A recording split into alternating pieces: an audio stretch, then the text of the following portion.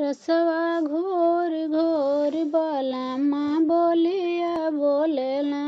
रसवा घोर घोर बलमा बोलिया बोलेला।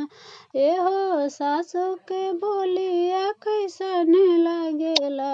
एहो सासू के बोलिया कैसन लागेला। कि जैसे सरसों के तेलवा के झार लागेला।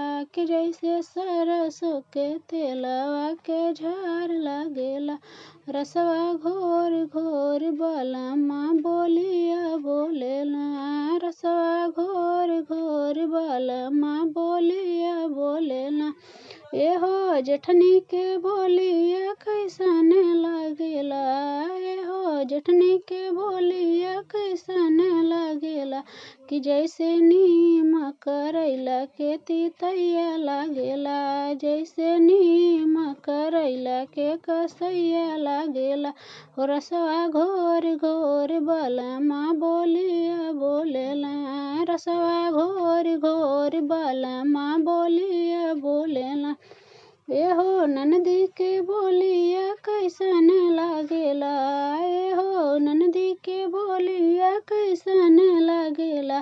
जैसे लाल का मरचैया के तितैया लागेला। जैसे लाल का मरचैया के तितैया लागेला। हो रसवा घोर घोर बलमा बोलिया बोलेला। रसवा घोर घोर बलमा बोलिया बोलेला। एहो देवरू के बोलिया कैसन लागेला। एहो देवरू के बोलिया कैसन लागेला। जैसे पूड़िया कचौड़ी गोल गप्पा लागेला।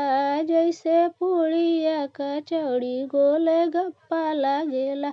हो रसवा घोर घोर बलमा बोलिया बोलेला। रसवा घोर घोर बलमा बोलिया बोलेला। एहो बलमु के बोलिया कैसन लागेला।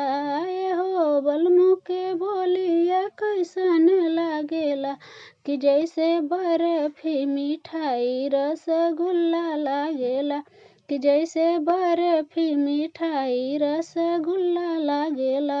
कि रसवा घोर घोर बलमा बोलिया बोलेला।